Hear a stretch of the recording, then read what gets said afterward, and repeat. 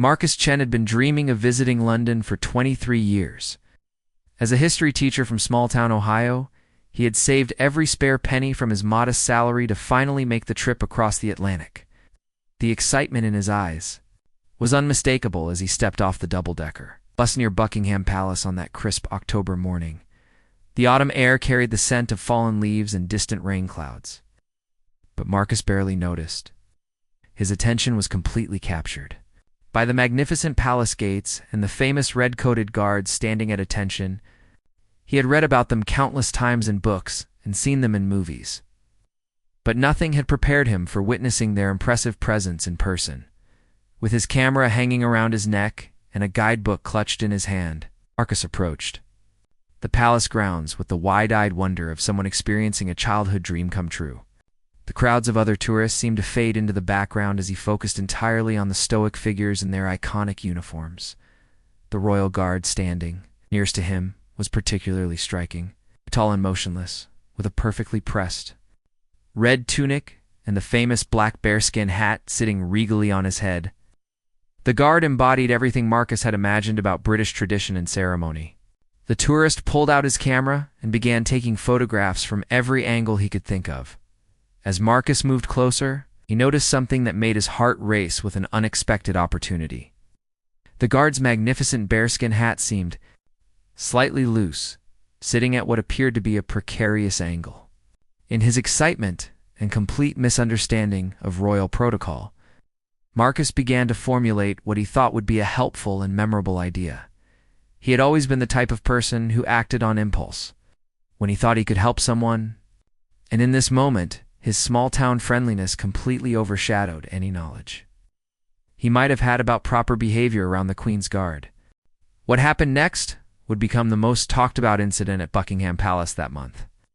Marcus, convinced that he was about to perform a good deed, stepped forward with the confidence of someone who had no idea he was about to break one of the most sacred rules of royal protocol. "Excuse me, sir," Marcus called out cheerfully to the guard, his Ohio accent cutting through the London air. "Your hat looks like it might fall off. Let me help you with that." Before anyone could react, Marcus reached up toward the guard's bearskin hat with both hands, intending to adjust it properly. The moment his fingers made contact with the ceremonial headpiece, it was as if time stood still for everyone watching. Guard, whose name was Private James Wellington, and who had been serving in the Queen's Guard for 3 years, had never experienced anything quite like this in his military career. His training had prepared him for many scenarios, but a well-meaning American tourist attempting to fix his uniform was not one of them. The crowd of onlookers gasped collectively as they witnessed what appeared to be an attempt to steal the Royal Guard's hat. Phones came out instantly, and the clicking of camera shutters filled the air like a symphony of documentation. Several tourists began recording videos, certain they were witnessing either a bold theft or a complete breakdown of palace security. Marcus, still completely oblivious to the magnitude of what he had just done, continued trying to adjust the hat while smiling warmly at the guard. "There you go, buddy. We can't have you looking anything less than perfect for all these photos, right?" Private Wellington's eyes widened slightly behind his stoic expression. His military training had taught him to remain motionless and silent regardless of circumstances. But this situation was testing every ounce of his professional discipline. The weight of tradition, duty, and protocol pressed down on him as heavily as the bearskin hat itself. Within seconds, other guards began moving toward the scene, their measured steps creating an ominous rhythm that Marcus finally began to notice. The realization of what he had done hit Marcus like a cold wave. As he looked around and saw the expressions on the faces surrounding him, the gravity of the situation began to dawn on him. The other tourists were staring with mixtures of horror and fascination, while the approaching guards wore expressions of stern determination. "Oh no," Marcus whispered, his hands still frozen near the guard's hat. "Oh no, oh no, oh no. I didn't mean to... I was just trying to help." Private Wellington, maintaining his composure despite the unprecedented nature of the situation, finally spoke in a voice that was both firm and surprisingly gentle. "Sir, I'm going to need you to step back slowly and keep your hands visible." The crowd had grown significantly larger, with tourists and locals alike drawn by the commotion. Many were recording on their phones, already imagining the viral social media posts they would create about the American who tried to steal a royal guard's hat. The murmur of excited conversations in multiple languages created a buzz of energy around the unfolding drama. Marcus's face had turned several shades paler as he realized he had committed what appeared to be a serious breach of protocol at one of the world's most heavily guarded locations. His dream vacation was quickly turning into his worst nightmare, and he could already imagine the headlines back home in Ohio. "I'm so sorry," he stammered, backing away with his hands raised. "I'm a teacher from America, and I just thought your hat looked crooked. Ah! And I wanted to help, and I didn't know I wasn't supposed to touch." His words tumbled out in a rush of panic and embarrassment. The other guards had now formed a subtle but unmistakable circle around Marcus, their presence both protective and intimidating. Their red uniforms seemed to glow more intensely in the afternoon light, and their bearskin hats cast long shadows that made them appear even more formidable than usual. Private Wellington, however, was beginning to recognize something in Marcus's demeanor that his training had taught him to identify: genuine innocence rather than malicious intent. What happened next surprised everyone present, including the other guards. Private Wellington, after a moment of careful consideration, made a decision that would go against everything anyone expected in this situation. "Sir," he said to Marcus, his voice carrying a hint of something that almost sounded like amusement, "what is your profession?" Marcus blinked in confusion, wondering if this was some sort of interrogation technique. I teach high school history in Ohio. American history mostly, but I love learning about British history too. That's why I'm here, actually. I've been saving up for this trip for years." The guard nodded slowly, and something almost imperceptible changed in his expression. "And in your classroom, do you teach your students about respect for traditions and following rules?" "Yes, sir, absolutely," Marcus replied earnestly. "I always tell them that understanding and respecting other cultures is one of the most important things they can learn." Private Wellington glanced at his fellow guards, who were watching this unusual exchange with growing curiosity.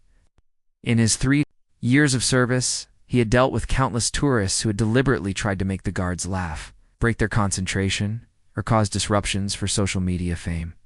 But there was something different about this middle-aged teacher whose genuine embarrassment and cultural confusion were written clearly across his face.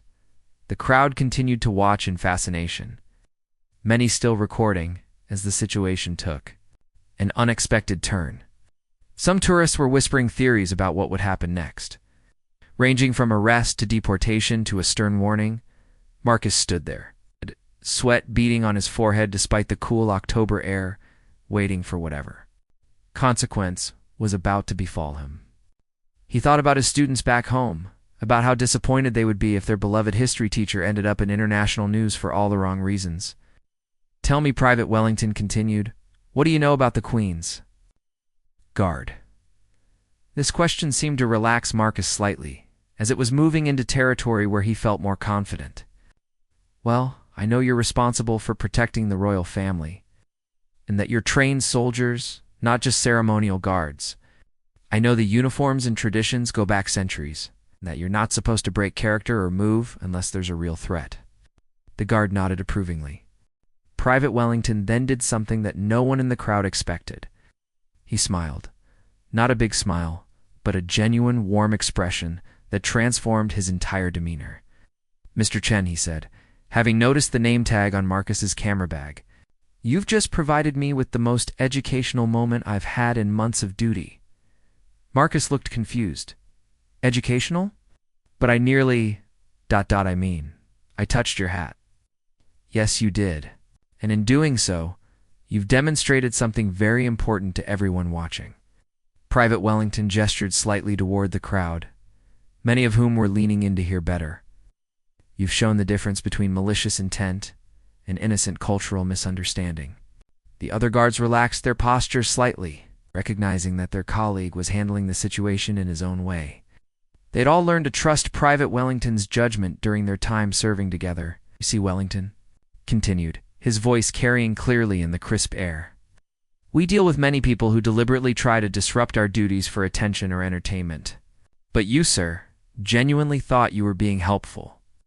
Your instinct was to assist someone you perceived as needing help, even though you didn't understand the protocol. Marcus felt a mixture of relief and continued embarrassment. So, ... am I in trouble? Well, that depends, Private Wellington replied with what was now definitely a twinkle in his eye. Are you willing to help me turn this into a teachable moment for everyone here? The crowd had grown even larger, and people were pressing closer. To hear this unprecedented conversation with a royal guard, Marcus nodded eagerly, sensing that this might be his chance to turn his mistake into something positive. Excellent, Wellington said.